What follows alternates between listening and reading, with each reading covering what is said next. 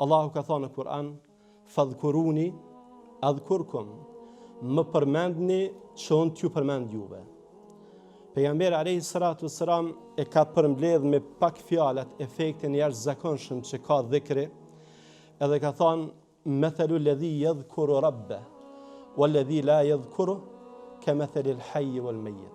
Shembulli i dikujt që përmend Zotin dhe i dikujt që nuk e përmend është sikur shembulli i xhallit dhe të vdekjes. Istighfari është fillimi, pra që nënkupton shkputjen prej mëkatit, ose më saktë, që nënkupton atë keqardhjen për mëkatin, për gjunan, cilin e ke bën të kalumen. Diçka që ke bën të kalumen. Ndërsa pendimi nënkupton që ti po e lut Allahun xhallahu ala, që Allah me të forcu në këtë rrugën e drejtë, edhe me të forcu përballë atyre sfidave, sprovave që të presin në të ardhmen. Që pejgamberi alayhi salatu wassalam e ka pas zakon gjatë ditës jo më pak se 100 herë thotë astaghfirullah. Dhe fakti që ka praktikuar pejgamberi alayhi salatu wassalam nënkupton se kjo punë e ka një vlerë teje të madhe. Madje është përmendur nga Abdullah ibn Omeri radiallahu anhuma, i cili ka thonë, ne jemi kanë në mezhlis, edhe kemi arrit që me nxje deri në 100 herë, ndoshta edhe më shumë, kur pejgamberi alayhi salatu wassalam ka thonë astaghfirullah wa atubu. E kam pyet saktësisht Ibn Xhauziun, ka thonë, ne po dojmë që me përmend Allahun xhallahu ala. Po dojmë me fitu sevap. Mirë po, a me bot tesbih ma shumë, me thonë subhanallah, elhamdulillah, Allahu akbar, apo me thonë astaghfirullah, cilën e propozon ti? Ibn Xhauzi e ka dhënë një përgjigje cila është brillante dhe jashtëzakonshme. A thonë, nëse një robë është e pastër, a ka më shumë rëndësi parfumi apo sapuni? Parfumi, për shkak se është e pastër dhe thjesht e zbukuron, i jep një aromë më të mirë. Nëse një robë është e njollosur, është në dytë, a ka më shumë rëndësi parfumi apo sapuni? Ka më shumë rëndësi sapuni, për arsye se ka nevojë që njollat e rrobës me u largu.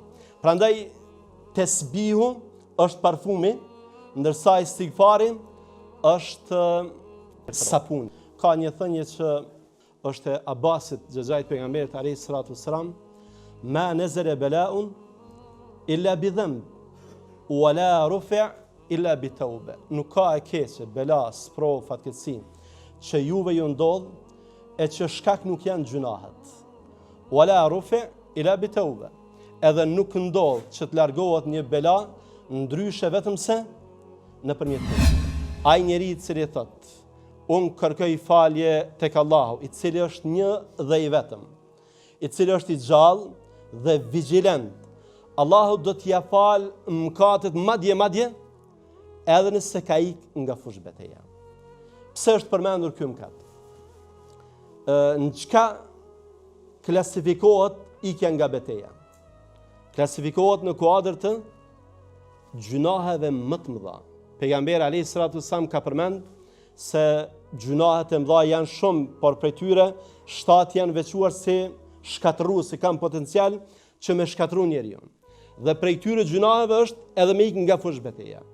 Pejgamberi alayhi salatu wassalam po thotë, në qoftë se njeriu e ka bërë këtë mëkat, edhe pastaj ka kërku falje, ka thonë Allah fal mi gjunahet, ti i gjallit, gjithçka është në dorën tënde, Allahu ja fal mëkatin edhe nëse është ky mëkat.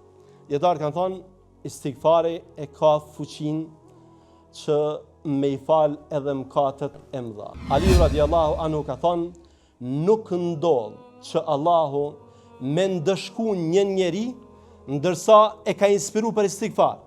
Pra përderisa Zoti ta ka çuar mendje që ti me kërku falje, atëherë çfarë Allahu te bareke ve teala don. Për arsye se ta ka treguar rrugën që ti të kthehesh tek ai. Prandaj pejgamberi alayhi salatu wassalam ka treguar për individin se në qoftë se ai bën istighfar, me lejen e Allahut te bareke ve teala do të ketë mirat shumëta në mesin e të cilave edhe këtë shkarkimin nga barra, nga vështirësia shpirtërore. Pejgamberi sa men lazima al-istighfara ja'ala Allahu lahu min kulli hammin faraja wa min kulli dhiqin makhraja wa razaqahu min haythu la yahtasib. Ai njeri I cili vazhdimisht bën istighfar të shumë, Allahu te bareke ve teala për çdo breng do t'ja bëj një zgjidhje. Brenga është shpirtërore. Pra është diçka që rëndon njeriu në shpirt. E ka bën një gjuna, edhe ai gjuna vazhdimisht I qëndron mbi kokë në lloj presioni që Allahu na ruaj tek tjerët që nuk janë besimtar, mund të përfundoj edhe me vetvrasje edhe me. Prandaj ne në Islam e kemi ilaçin. Ilaçi I cili është istighfar.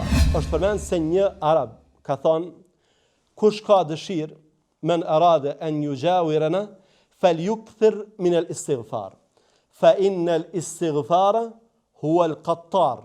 Ai që ka qef me ardh mu bë kushi jemi, ai duhet me bëj istighfar shumë. Pse?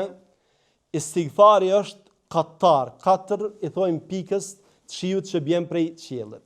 Kanë thonë në këtë tekst për qëllim është që ky beduin, ky arab e ka përshkruar istighfarin si njëra e cila përmban shi me bollëk.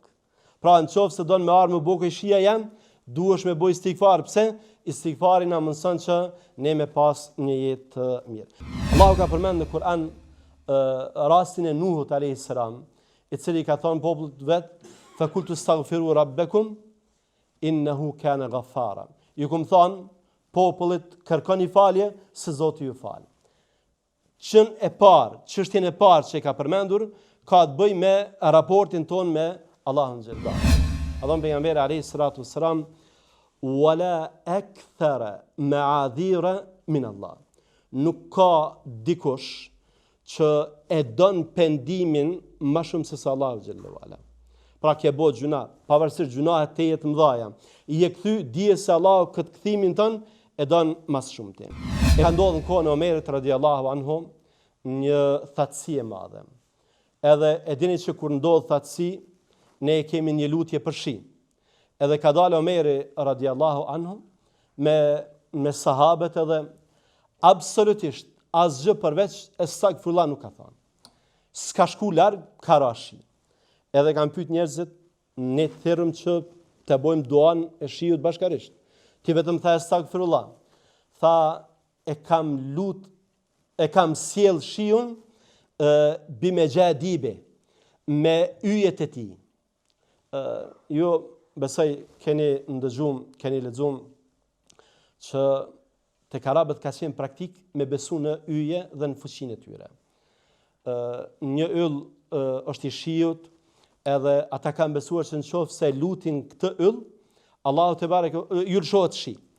Omeri radhiyallahu anhu po don më ju tregu se ai e ka ndryshuar, ka përmbys këtë bot kuptim të gabuar, edhe në vend që me lut yllin, po e lut krijuesin e yllit. Po e lut kon Allahun te bareke ve teala, në dorën e të cilit është gjithçka, prandaj po I thotë se ylli me të cilin un jam lutur nuk është ai në qiell, por është istighfari. Po e lut Allahun në dorën e të cilit është gjithçka. Fudail ibn Iyad ka thënë istighfari al-istighfaru bila iqla. Istighfari pa heqje dorë prej mëkatit, taubatul kadhabin, është pendim I gënjeshtarëve. Edhe Ademi dhe Hava thanë o Zot, na e pranojmë se I kemi bo vetës zullum me gjunah. Nëse ti s'na fal, na nuk shpëtojmë. Pra çfarë është pranimi I mëkatit? Nëse don Zoti me të fal, nuk duhesh me thonë Zot falem ndash. Jo, do të më thonë o Allah, unë e kum bo gjunahun, edhe unë e pranoj se e kam tepruar me gjunah, prandaj më fal mua.